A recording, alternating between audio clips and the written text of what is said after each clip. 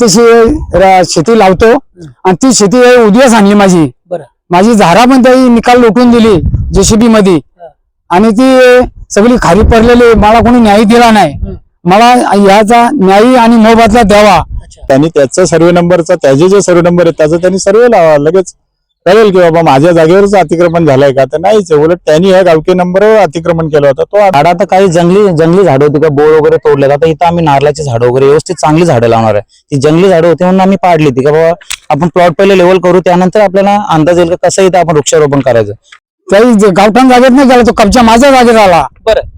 मग तो गावठाण जागा त्यांच्या बाजूलाच राहिला तिकडं आणि त्या जागा सोडून माझ्या जागेत अत्याचार केला आणि मला धमकीची बाजू दिली. मी तिथे घाबरला गेलो. मस्त तू कशाला आमची शूटिंग करतो. तू सामील हो गावकीच्या याच्यात. हे गावासाठी तू सहकार्य कर. त्याला कोणी धमकी दिली नाही. नोटीसच नाही पाठवली ना. मला काय सांगितलं पण नाही. एवढ्या मिटिंग झाल्या 2-3 मिटिंग पण नाही बोलवला. तरी डायरेक्ट येऊन हाम कर कायदा केला. त्या दिवशी आम्ही इथं हे लावलं. इथे सगळी गावकी एकत्र झाली. जेसीपी आणली. त्यालाही समज दिली. त्यांनी स्वतः आम्हाला ताबा दिला. असं कुठल्याही प्रकारचं त्याच्या हद्दीतला कुठला झाडही तोडला नाही. ते संध्याकाळी 5 वाजेपर्यंत मशिनरी चालू होत्या. त्यावेळेस त्यांनी कुठल्याही आम्हाला इथं अडवणं फक्त एवढंच बोललं का ही माझी जागा कसते. आम्ही बोललो ठीक आहे तू कसं होतंय आम्हाला माहिती आहे. दर्शक बांधवांनो, आपलं पुन्हा एकदा सिद्धेश्वर वार्ता न्यूज मध्ये स्वागत आहे. आता अंबरनाथ तहसील मध्ये सामील असलेल्या शेलार पाडा ह्या गावामध्ये आहोत. ह्या ठिकाणचे जे स्थानिक ग्रामस्थ आहेत वंडार शेठ बोराडे शेतकरी आहेत त्यांच्या जागेमध्ये आपण आहोत. काल 2 दिवसापूर्वी जो सर्वे झाला ते सर्वे त्यांना विश्वासात न घेता तो प्रायव्हेट सर्वे होता. त्यांना कोणत्याही प्रकारची नोटीस सर्वे करताना गावठाणच्या जागेमध्ये सर्वे करताना त्यांना कोणत्याही प्रकारची नोटीस स्थानिकांनी बजावली नाही. त्या अनुषंगाने त्यांनी वडलोपार्जित किंवा स्वतः मेहनतीनं जे झाडं वृक्षारोपण केलं होतं. एकीकडे सरकार म्हणतं झाडे लावा झाडे जगवा पर्यावरण राखा.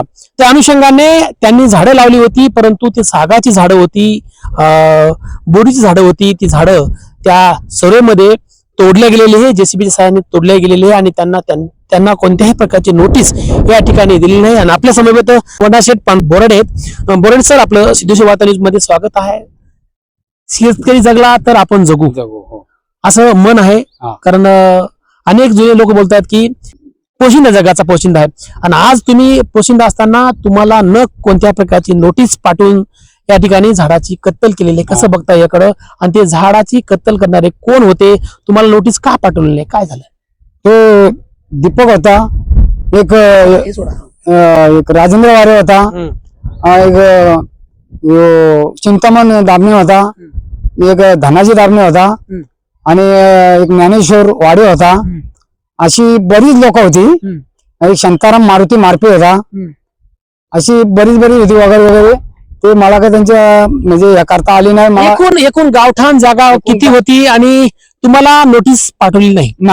गावठाण जागा होती 22 गुंठ आणि माझी जागा आहे 28 गुंठ. ना मी तिथे शेती लावतो आणि ती शेती उद्याच आणली माझी.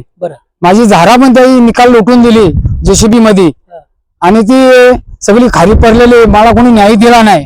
मला याचा न्याय आणि मोबदला द्यावा ही माझी विनंती आहे. मोबदला हा द्यावा तुम्ही बोलताय परंतु गावठाण जाग्याचं त्यांनी विस्तारीकरण केलंय का की गावठाण जागामध्ये आपण काय कब्जा केला होता का. काय मत आहे. काही गावठाण जागेत नाही गेला तो कब्जा माझ्या जागेत आला. मग तो गावठाण जागा त्यांच्या बाजूलाच राहिला तिकडं आणि त्या जागा सोडून माझ्या जागेत अत्याचार केला आणि मला धमकीची बाजू दिली. मी तिथे घाबरला गेलो. मग मी घरी जाऊन बसलो. तरी जेसीबी लावून सगळी झाडा बिरा लोटून सगळा बांध माझा इकडे ह्या बांधाला लावून ठेवला. असं ते केला. नाही, एका शेतकऱ्यावरती अशी जोर जबरदस्ती करून किंवा त्यांना नोटीस न पाठवून किंवा ह्या पूर्वसूचना न देता असा सर्वे करता येत नाही कायद्यानुसार. मग तुम्हाला नोटीस पोस्टाने आली होती का की नोटीसच पाठवली. नोटीसच नाही पाठवली ना. मला काय सांगितलं पण नाही. एवढ्या मिटिंग झाल्या 2-3 मिटिंग पण नाही बोलवला. तरी डायरेक्ट येऊन हाम कर कायदा केला. हाम खरोशे. अच्छा. तर मी तशी माझा राहत टाकासाठी पिकाव घेऊन आलो होतो तेव्हा मला माहित पडला का तशी काय चाललंय म्हणून. तेव्हा मी गेलो आणि यांची हेडू घ्यायला लागलो तर मला धमकी द्यायला लागले. हेडू का करतो अशी धमकी दिली मला. मग आपण ह्या धमकीच्या माध्यमातून काही स्थानिक पोलिसांना किंवा सन्माननीय महसूल अधिकारी तहसीलदार असतात त्यांना काही नोटीस नोटीस पाठवल्या त्यांना. अच्छा. त्या नोटीस पाठवल्या आणि त्या नोटीसीचा काही उल्लेख करून दिला नाही मला. बरं. त्यांचे माझ्याजवळ पोच पावते हे आहेत, अच्छा. रिसर्च आहेत. शिव आहे. हा रिसर्च आहेत त्यांच्या. मग प्रशासनाकडे आपली काय मागणी आहे, रास्त मागणी आहे, की प्रशासन तुमच्यावरती अन्याय करणार नाही किंवा स्थानिक ग्रामस्थ जे आहेत ज्यांनी काही सर्वे केला होता प्रायव्हेट सर्वे, हा. आणि प्रायव्हेट सर्वे करताना नियमावली सांगते की प्रत्येक चतुर्सीमेतील शेतकऱ्यांना नोटिसा गेल्या पाहिजेत कायद्यानुसार, हा. आणि त्या नोटीस तुम्हाला पोहोचल्याच नाहीत, म्हणजे तुम्हाला माहिती न होता हे सर्वे करणं कितपत योग्य आहे? या तर ते मला विचारलं तर मला काय त्याची माहिती येणार आहे, होणार आहे. आणि मी अंगठा बाजू आहे. बरं. हा त्याच्यात मला काहीच न कळला. हे होते अशिक्षित शेतकरी आहेत, सन्माननीय वंडार सीताराम बोराडे यांनी आता सांगितलं सिद्धेश्वर वार्ता न्यूजच्या माध्यमातून की नोटीस जे सर्वे असतो त्या सर्वेची नोटीस आम्हाला पोहोचलीच नाही, आणि आल्यानंतर आम्हाला समजलं, मग त्यावेळेस ते छायाचित्र काढत होते, चित्रफित करत होते, त्यांनी धमकी दिली. ते सन्माननीय राजेंद्र वारे असतील किंवा इतर जे काही दाबणे असतील वगैरे त्यांच्या माध्यमातून आपण त्यांची प्रतिक्रिया घेऊच, परंतु ह्या शेतकऱ्याला म्हणजे अविश्वास दाखवून ह्या लोकांनी जोर जबरदस्तीनं कायद्याचं उल्लंघन केलेलं आहे, आणि त्यांनी कायद्याचं उल्लंघन करून सुद्धा त्यांनी जे झाडं लावली होती ते झाडाची त्यांनी अक्षरशः जेसीबीच्या सहाय्यानं कत्तल केलेली आहे. आणि कत्तल केल्यानंतर शेतकरी सुद्धा रडतोय की आम्ही ह्या वडीलपाजी जागेमध्ये जे काही आमची जागा 28 गुंठे जागा आहे, त्या 28 गुंठेवरती त्यांचा सातबाऱ्यावर नाव आहे, आणि नाव वाचताना सुद्धा त्यांना नोटीस न पाठवता झाडाची कत्तल केली, दादागिरी केली असं त्यांचं मत आहे. आणि आता ह्या माध्यमातून त्यांचं मत आहे की मला जो काही नुकसान झालंय त्या नुकसान भरपाई मला ह्या सर्व सदस्याकडून मिळावी किंवा शासनाकडून मिळावी, जेणेकरून ते आता तहसीलदार महोदय असतील किंवा प्रांत अधिकारी महोदय यांना त्यांनी पत्रव्यवहार केलेला आहे. परंतु आता आपण ज्यांनी या वडार बोराडे सरांनी जे राजेंद्र वारेवरती किंवा इतर दाबणे वगैरे असतील, इतर काही पदाधिकारी असतील त्यांच्यावरती जे आरोप केले आहेत ते आरोपाचं उत्तर आपण सन्माननीय मान्यवरांकडून आपण तशी प्रतिक्रिया घेऊन आपण बातमीचं वाचन करणार आहोत. आता आपण शेलारपाड्यामध्ये आहोत. आपण जी काल बातमीचं वार्तांकन केलं होतं, आणि या ठिकाणचे शेतकरी वंडार बोराडे यांनी हे काही गावठाण जागेवरती माझी जागा आहे, मी ती झाडं लावली, आणि ती झाडं म्हणजे राजेंद्र वारे असतील, दाबणे पण कंपनी असेल, ह्या लोकांनी पूर्ण ते जेसीबी सहाय्यानं जमीनदोस्त केले असे आरोप लागलेले आहेत. त्याच आरोपाचं उत्तर आज आपण राजेंद्र वारे किंवा इतर शेजारपाडचे ग्रामस्थ यांच्याकडून घेणार आहोत. राजेंद्र वारे सर, आपलं सिद्धेश्वर वार्ता न्यूज मध्ये स्वागत आहे. कसं बघताय, जे वंडार बोराडे यांनी आरोप केलेले आहेत की जागा माझी हद्द कायम तुम्ही केलीत, परंतु त्यामध्ये जागा माझी गेलेली आहे, मी स्वतः झाडं लावली होती, ती झाडं कुठल्याही प्रकारचे परमिशन न घेता जमीनदोस्त केलेली आहे, आणि मला न विचारता मला एकही नोटीस त्या लोकांनी पाठवलेली नाही. कसं बघता याकडं? वंडार बोराडे हा आमचा ग्रामस्थच आहे, आणि ज्यावेळी 2023ला सर्वे झाला ते स्वतः होते, बरोबर. सर्वेनी जो पॉइंट दिला, हा जो आपण ज्या ठिकाणी उभा आहे हा एक गावकीचा प्रायव्हेट सर्वे नंबर आहे, 4 पंचांच्या नावाने आहे. सर्वे नंबर आहे 61 आणि ह्या ठिकाणी आम्ही 2023ला सर्वे केल्यानंतर आम्ही सगळ्यांना सूचना दिल्या होत्या, तरी पण काही लोकांनी इथं अतिक्रमण करण्याचा प्रयत्न केला गावकी म्हणून. हे तर कोणाचं वैयक्तिक नाहीये.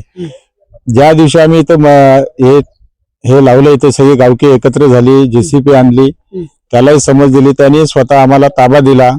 असं कुठल्याही प्रकारचं त्याच्या हद्दीतला कुठला झाडही तोडला नाही. इथे संध्याकाळी 5 वाजेपर्यंत मशिनरी चालू होत्या, त्यावेळेस त्यांनी कुठल्याही आम्हाला इथे अडवणं, फक्त एवढंच बोललं का ही माझी जागा कसते. आम्ही बोललो ठीक आहे, तू कसं होत आम्हाला माहिती आहे, पण गावकीच्या सर्वे नंबर मध्ये निघला म्हणून त्याचा आपण काहीतरी विचार करू.